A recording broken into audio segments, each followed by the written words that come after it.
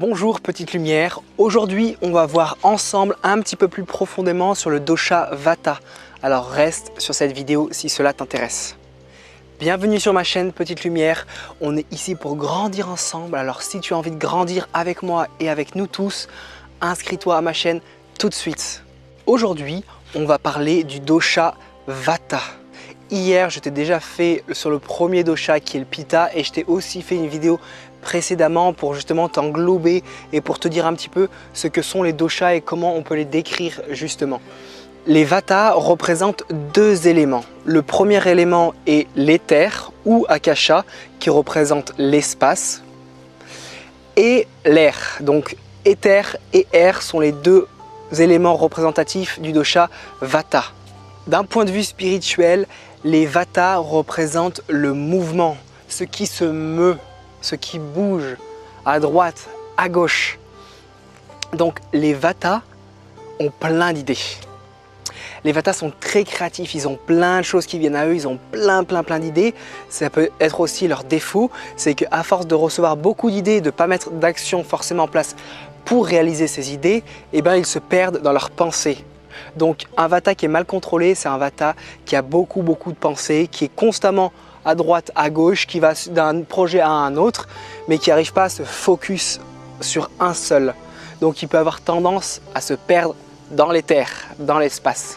La même chose au niveau physique. Au niveau physique, les Vata qui bougent trop, qui ont toujours la bougeotte, qui sont à droite, à gauche en même temps, qui veulent bouger là, qui restent un jour ici, les backpackers typiquement qui prennent un sac, ils restent une nuit dans un hôtel, ils repartent le lendemain.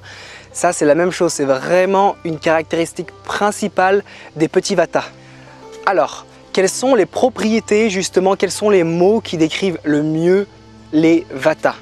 Alors les mots qui représentent le mieux Vata sont léger, sec, rugueux, petit, mobile et froid pour le dernier.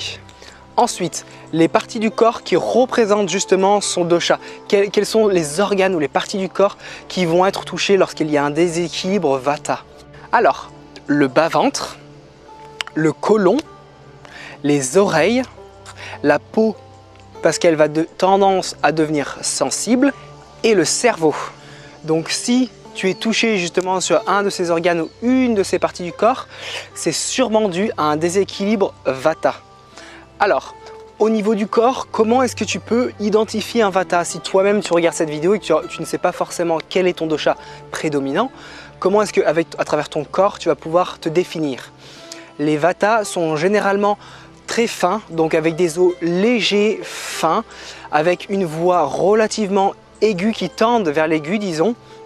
Les traits du visage qui sont très fins et relativement asymétriques. Ils sont également généralement très actifs et la peau qui peut justement tendre vers la sensibilité relativement extrême. Et évidemment, les Vata sont généralement très maigres, très fins. Ils sont comme ça. Au niveau de la taille, tu peux aussi avoir des Vata qui sont très grands et fins, et au contraire des très petits et très maigres. Donc ça peut être soit très grand, soit très petit. Alors au niveau de la personnalité, les Vata ont justement cette tendance à être extrêmement actifs, dispersés, à droite, à gauche. Ils tendent justement vers la nervosité. Ils sont généralement anxieux, mais ils sont également extrêmement inventifs et créatifs, notamment dans le domaine de l'art en général. Tout ce qui est artistique, les Vata sont exceptionnels parce qu'ils s'ouvrent justement avec l'éther, l'espace, et ils reçoivent justement à travers cet espace des choses. Ils changent aussi souvent d'idées. S'ils voient qu'il y a une petite difficulté sur le chemin qu'ils ont commencé à prendre, pop, ils vont changer et ils vont prendre un autre. Et si c'est la même chose, hop, ils rechangent. Et ils ont tendance justement à changer, contrairement aux Pitta qui ont un objectif et qui font tout pour y arriver. Les Vata, eux, ils sont tranquilles, ils volent un petit peu à droite à gauche et ils empruntent le chemin avec le moins de résistance. Alors maintenant, je vais te partager quelles sont les caractéristiques qui montrent justement des signes de déséquilibre de ce même dosha. Alors si toi, petite lumière, tu ressens généralement des douleurs, des pertes de poids faciles, si tu sens que ton mental est extrêmement agité, beaucoup trop agité, que tu n'arrives pas à te concentrer, si tu es constamment à droite, à gauche, tu es spaced out, tu as constamment froid, tu as tendance à à être un petit peu délirant, avoir des hallucinations, que tu es anxieux, que tu es nerveux, que tu parles énormément, que tu as un moulin à parole, que tu ne t'arrêtes pas, et si tu as peur des blancs constamment, donc tu veux constamment parler. Si tu as également des ballonnements, des flatulences, une peau sèche et que tu as tendance à la dépression, alors tu fais partie des personnes qui sont en déséquilibre avec ce dosha. Comment équilibrer ce même dosha?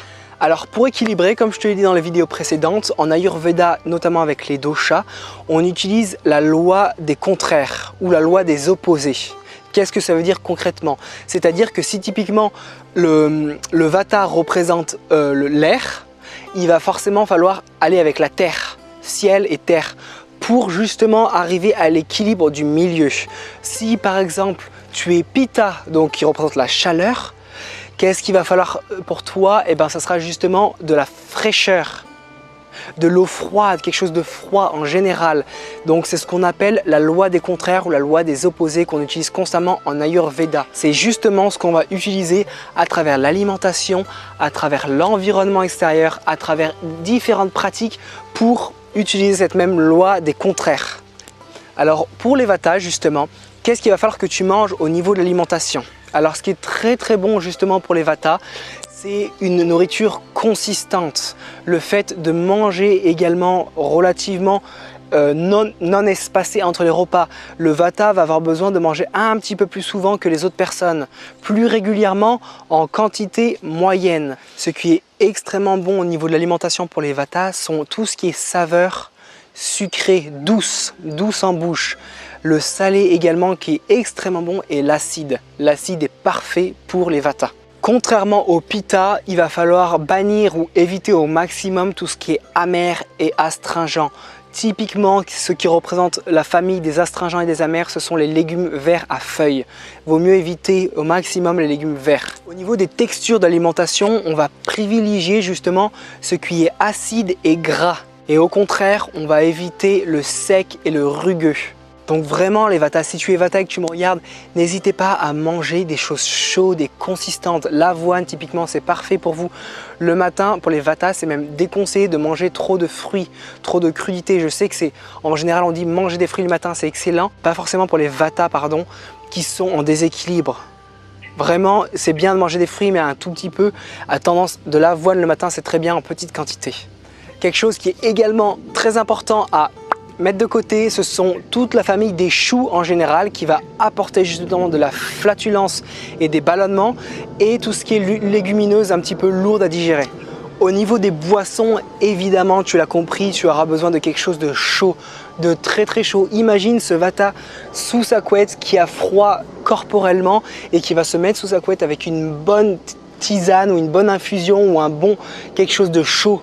Quelque chose de chaud, mais vraiment les tisanes chaudes c'est parfait, une tisane épicée pour les vatas c'est exactement ce qu'ils ont besoin pour équilibrer leur dosha.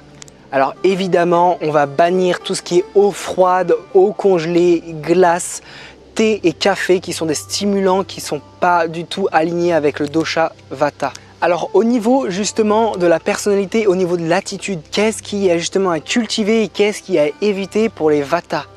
Ce que vous allez vouloir cultiver justement les vatas, c'est justement cette sensation de calme. Donc un petit peu comme les pittas, vous allez devoir vous poser, arrêter de courir à droite à gauche, de vous recentrer et faire des choses qui vous calment, qui vous font du bien.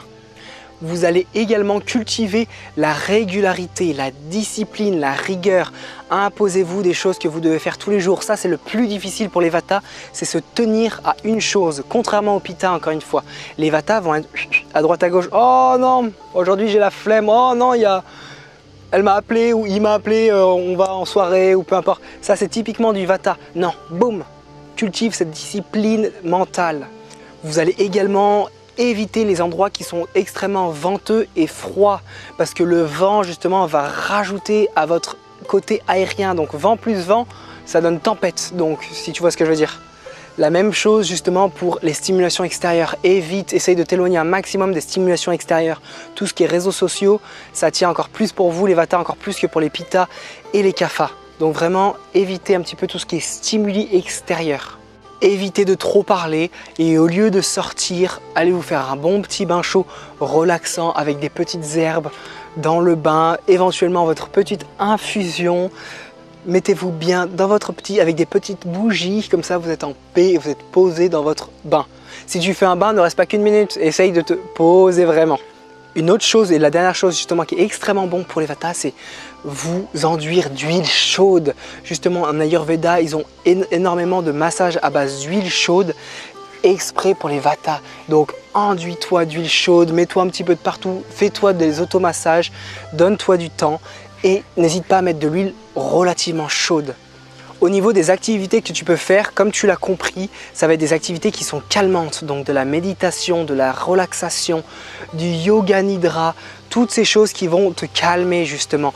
Éviter les abus d'exercice, ne fais pas trop de workout, ne va pas trop à la salle, ne fais pas trop de muscu, reste au milieu. Tu peux également faire des techniques de respiration qui vont permettre de t'ancrer, de revenir à la terre. Si tu pratiques le yoga, je te conseille vraiment de faire des postures au sol. Le fait d'être au sol, ça va justement te connecter avec la terre.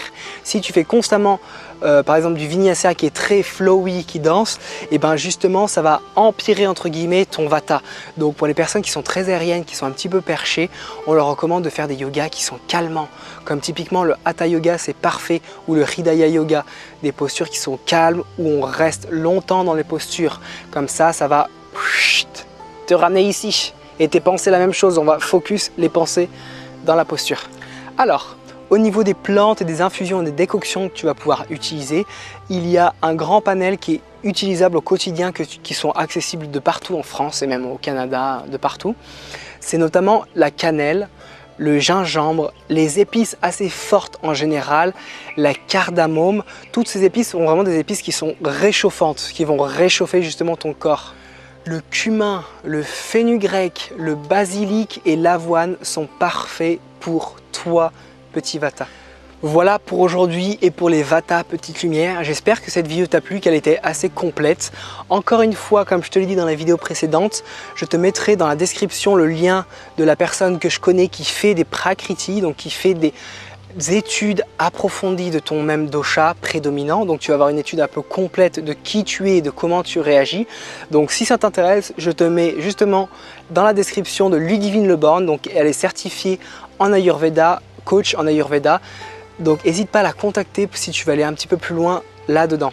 J'espère que cette vidéo t'a plu, petite lumière. Si elle t'a plu, laisse-moi un gros pouce bleu. Tu peux aussi partager cette vidéo autour de toi et laisse-moi dans les commentaires par rapport à ton dosha, toi prédominant, comment est-ce que tu réagis, est-ce que tu sens que tu es déséquilibré au niveau de ton vata ou même de ton pitta ou de ton kapha.